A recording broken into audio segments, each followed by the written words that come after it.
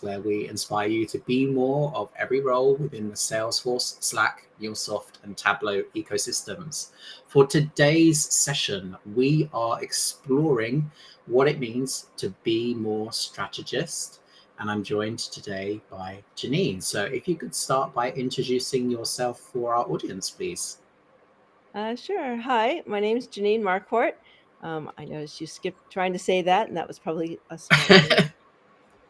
So Marquardt, like a quart of milk, I say not like a market or a tennis court or anything. So for anyone who's curious, I am based in the San Francisco Bay Area, and I've been part of the ecosystem for more than 20 years and a consultant for over 15.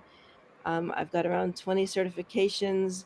Not counted in that is my PMP because I did start off as a project manager, so not technical at all. And if pressed, I will tell you I do not code, but I understand enough to know if you're yanking my chain, as I used to say.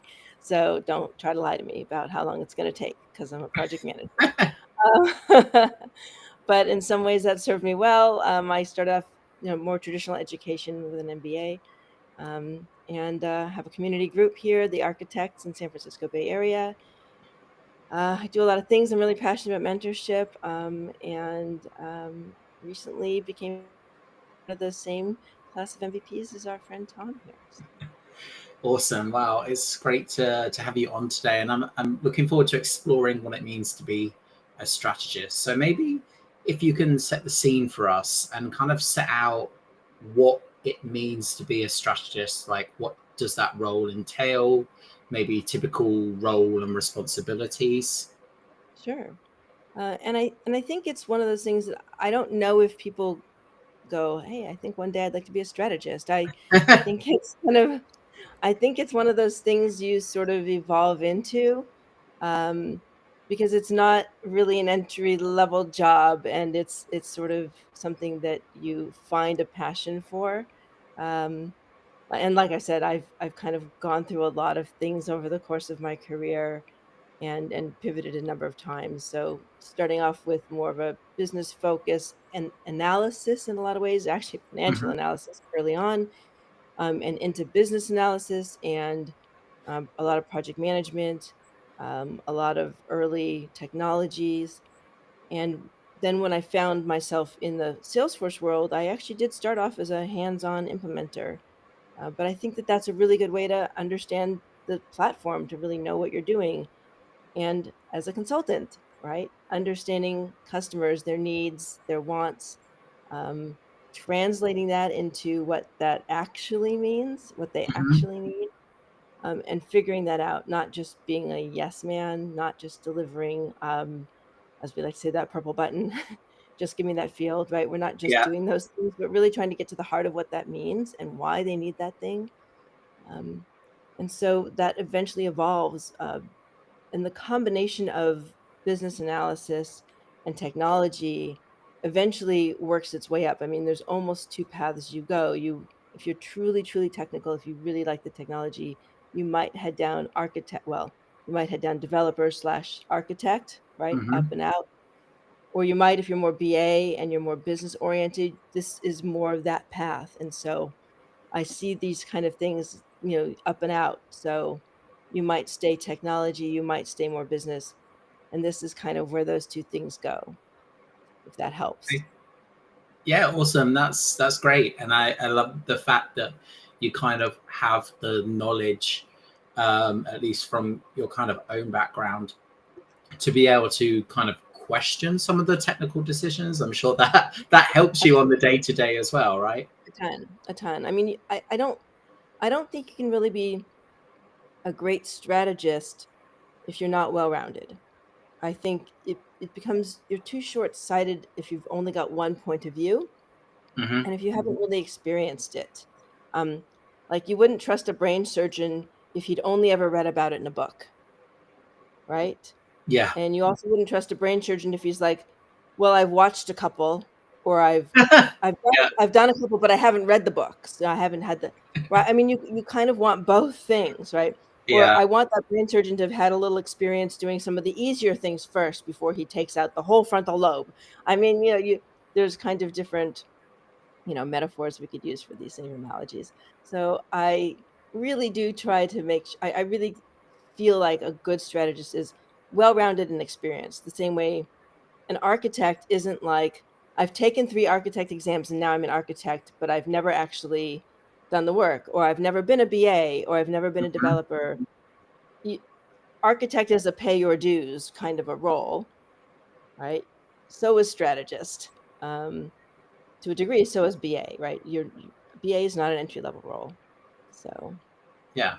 Okay.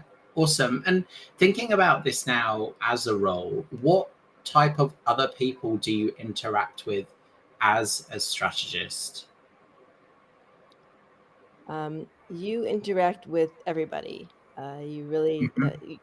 and if you are being used appropriately, if Right. they're taking advantage of your skill set, you ideally should be on in the pre-sales world.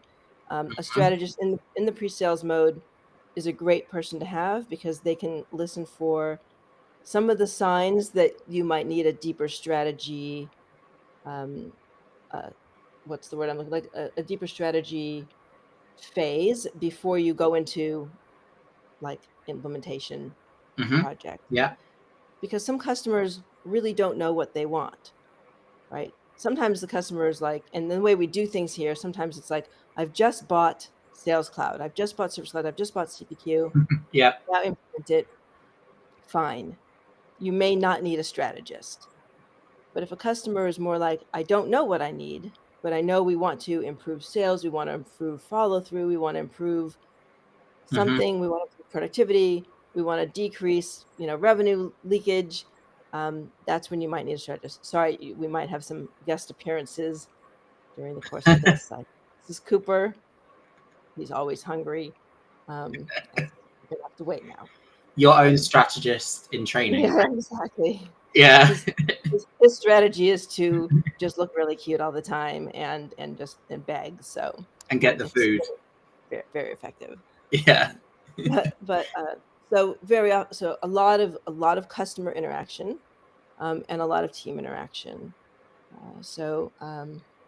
Yeah, and then Okay. really, but most of my work is done in that upfront phase. As Brian said in the earlier session that with Vanessa and Pay's Baba group, Mhm. um, discovery. You might have an early strategy phase before you even move into your project phases, even where you're really just focused on what is it we want to achieve, what are the business outcomes we're looking for, and how do we think we might think about getting there. You may not even know what products you need. We're just looking at outcomes, and I'm not even going to worry about, do I need Sales Cloud or CPQ or RCA, or I'm not even going to talk about that. I just want to look at what do I need and design what the solution needs to be, and we'll worry about how we achieve that solution later. And so that's where, we're best engaged.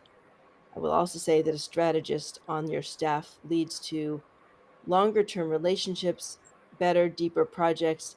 Instead of saying, I've got a 6-month implementation of Sales Cloud, CPQ, whatever else, I now have Mhm. a 3-year roadmap Yeah. with this customer where the first phase might be this thing, but the next phase is this, and the next phase is that, next phase is that, looking further and further out.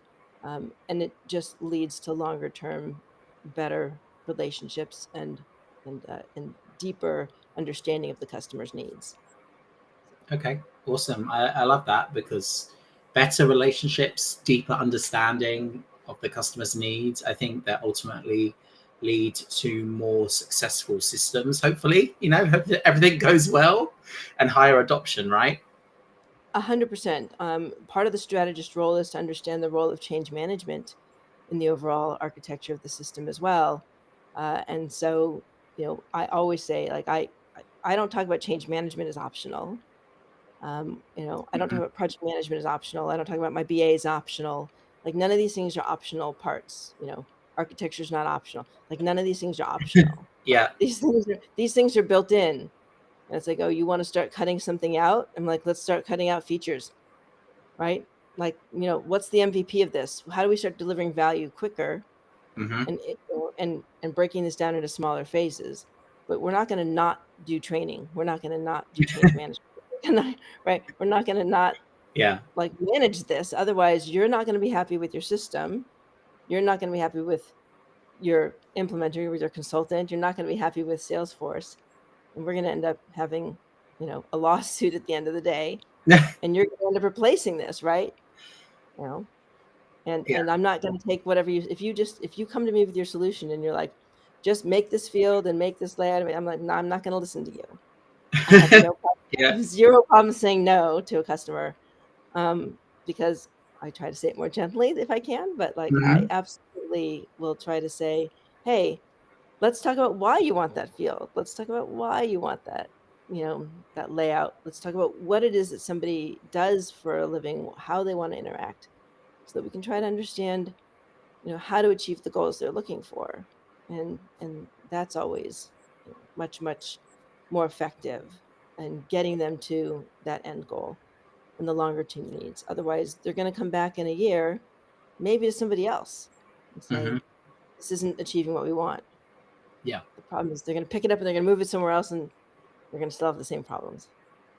Yeah, I totally get that. And that's something that I sometimes struggle with a little bit myself as a solution architect. Like, I'm very focused on the solution side of things, but you're right, it does boil down to the business requirement, which should be solution agnostic. Like, it should just be, I need to do this type thing, which is super important. So thinking about this now, if you were to describe a strategist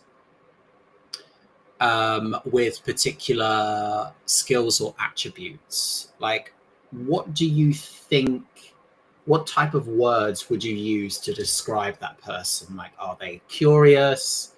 I think you've already said not afraid to say no, which is, I think, a great skill for many roles within the ecosystem. Yeah. Are there any more that you'd kind of chuck in there? I feel like we've sort of described the typical 4-year-old. I say no. I say why constantly. Yeah. So basically, yeah. Basically that. I mean, I think those things are really good to have. I think being a fast learner, because one of the things I do is primarily as a strategist. In some ways, once I'm done with that initial phase of the project and we've handed it over to the folks like yourself, the folks who are going to solution, now we know what the what is and what the plan is. Even though it's really hard for me not to solve it, I say, this is what we're going to do, because, and I came from, I've spent my time as a solution architect. I've done the solutioning, and I can architect these systems, and that is often part of it, right? I don't work in a silo. I work with my team. And very often the deliverable is an end-to-end, and we'll have a lot of solution in it, and we'll have a lot of business process diagrams, and we'll have a lot of, we'll have a lot of everything in it. So I would say, you should have all the skills, but you have to learn fast. We'll do workshops up front, and so we might find that I'm learning to become an expert in somebody's business in a matter of 2 to 4 weeks. I've got to learn everything there is to know about the concrete construction business, or about manufacturing of large machines that cure cancer business, or so it's like, you've got to be able to pick this stuff up and the new terminology, and they'll use some of the same words that we're used to hearing, but in different ways. And it's hard sometimes, right? So I'd say, I got to teach this old dog a new trick every single month. It's really hard. And I've had to let go of perfectionism, which is really, really, really hard. And I keep saying to myself, don't let perfectionism get in the way of progress. I've just got to get these thoughts down on this paper. I'm a really good procrastinator, and so it's been a real struggle to just get it down, just work on it, just put something, and we'll clean it up later. I'm really excited about all the kind of new tools out there. I haven't yet really been able to press the new AI tools into usefulness yet, because I feel like so much of what it is I want to say is just in my head. I really still just have to put it down on paper.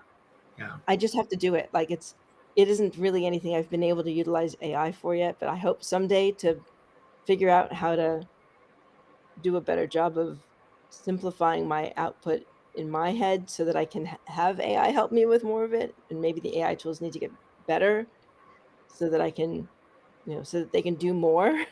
Mm-hmm. I think that it will get there so that I can, have to physically do less, but still have it be all of my thoughts be correct. Maybe I can somehow get it trained that way. Yeah. I mean, I think it's, it's not that it's not a challenging role, because I think you have to know all the things, right? You've got to understand, got to be an expert in business processes. I have to ask about billing and the structure of their go-to-market strategy and products and pricing and, cyclical things like that. So I have to Mm-hmm. understand their business productivity, needs and things like that. And also technology stack, and not just Salesforce, but how it connects to other systems, workdays or ERPs or data warehouses, and like, so it's not. I mean, I'm not just Salesforce. I'm all the technology. So system architect, solution architect, a lot of different things. Um, People are always kind of surprised when we start to talk and they didn't know something about me. Like, oh, I didn't know you did all those things. I'm like, yeah, I do all those things. um, And so, and then I have to put it together and be able to explain exactly, here's what you said. We understood this to be the challenge you're trying to, that you're facing, that we want to overcome. And then here's how we propose getting through it. And, here's what we're going to do first. And here's the details around that first thing we're going to do. And here's what we see over the next, 1 year, 2 years, 5 years out, what we can look at, right? Not in a lot of detail, but here's what's on the horizon for you based on some of the things you've said. Mm-hmm. And by putting that plan together, you're setting them up for that long-term relationship. So just a ton of things. So yeah. Awesome. So all the skills. So you need all the skills. Yeah.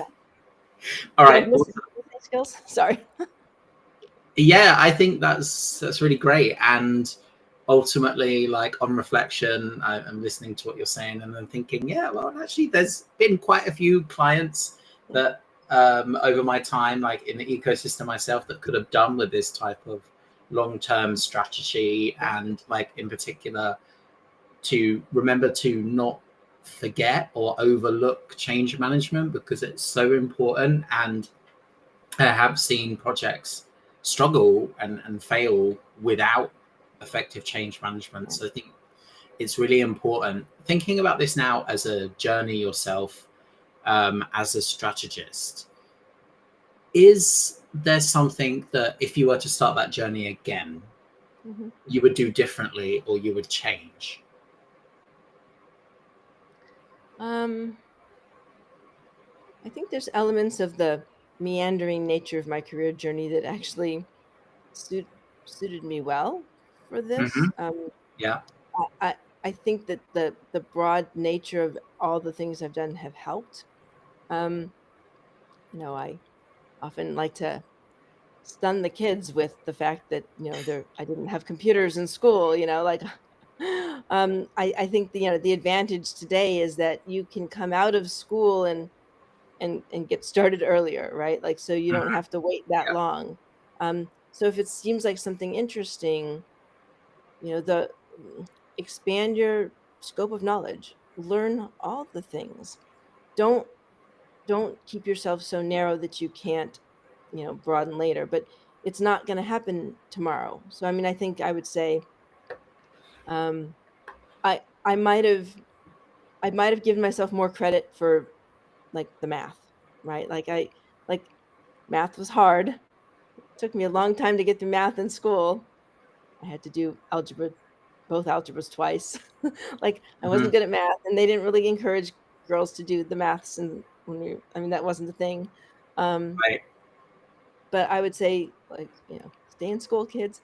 Um, I Yeah. mean, like I think you know, try to push yourself in those areas that I think are harder. Like I'm really struggling. Like I'd really like to do more of my architect certifications. I'm really struggling with that PD1 because I can read that Apex code and I know enough about it.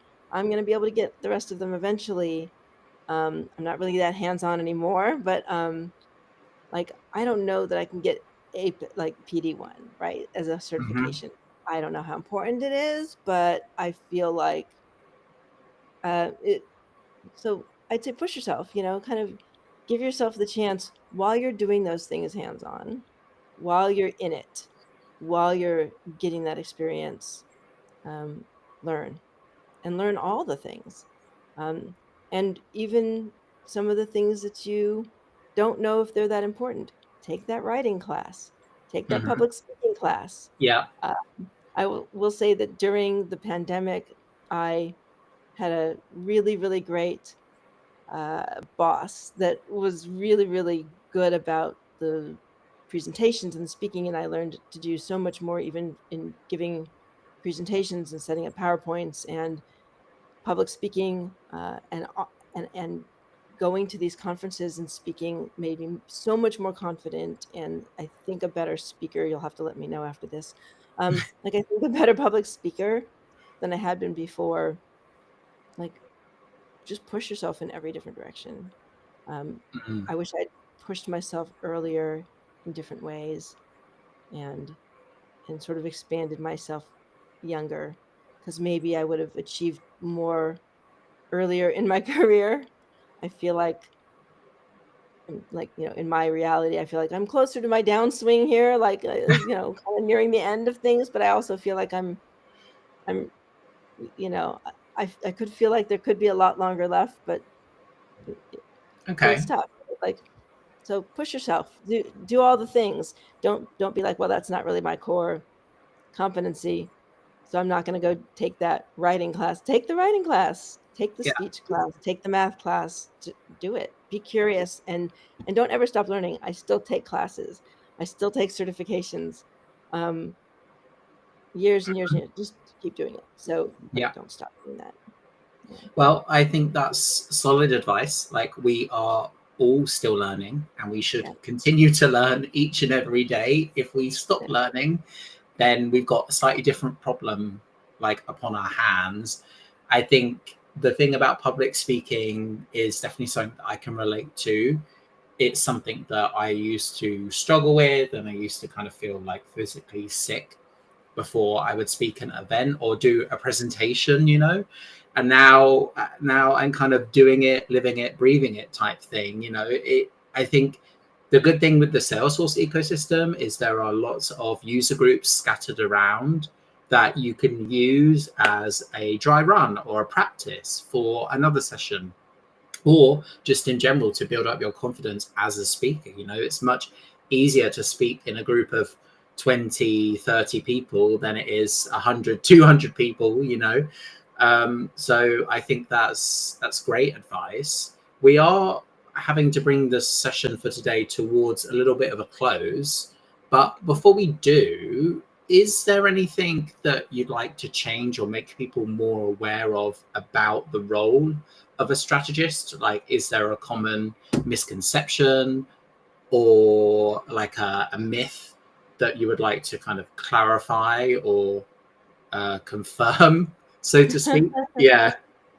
um, I don't know if there's any myths out there. I think I'm not sure people really understand the role or even really know that much about its existence. I know, at least in this morning sessions, like Salesforce has a strategy design certification, and that's even as Brian Shea had said earlier, we don't really do strategy design so much. That is kind of a Salesforce ism for it. Um, Yeah. strategy is kind of a discipline, if you will, and it's the cousin to architecture in some ways. It's the overlapping business slash technical element to it. Um, I think it's a critical piece of every project, and I don't think it should be overlooked. Even when you do think that you know what you want, I don't think it ever hurts to have a strategist paying some attention. I think making sure that the strategy for the project and the execution is sound. Um, Mhm. I think that anybody who has any interest at all should consider it as a path at some point, if you want. I mean, eventually most people do look for kind of a what's next. And so I think it's a great place to look. I think, BAs eventually who might want something more, but who don't feel like deeply technical, it's a great path. It's definitely one of the paths. I think Yeah. same thing for architects. It's a great path. Um, it's really super fascinating, super interesting. I enjoy it. And eventually I think a lot of folks who, when we start off being the doers, as I like to say, hands-on, ultimately we sometimes get to that point where we don't want to be that anymore. We want to be the mentors, right? We want to be Yeah. the people who oversee people who are doing those things, Leads. and we want to be more sort of thought leadership. It's a really great place to do that from. Um, and so I encourage folks who are getting a little later in their career looking for what's next, to consider it. And if you've got questions about it, I'm happy to talk to you about that. I can be found on LinkedIn if you see my name. It'll be me. Yeah. So I'm happy to connect and talk about that. I'm also passionate about mentorship. So I do encourage you to find a mentor.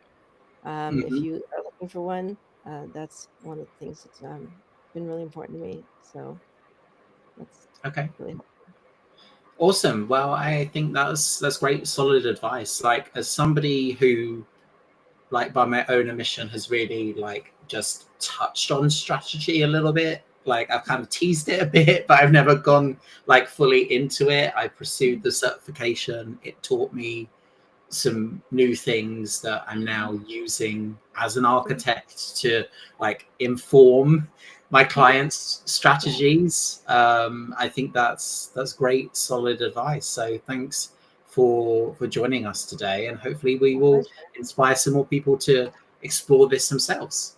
Hopefully. Thanks for having me. Awesome. Thank you. Bye. Bye.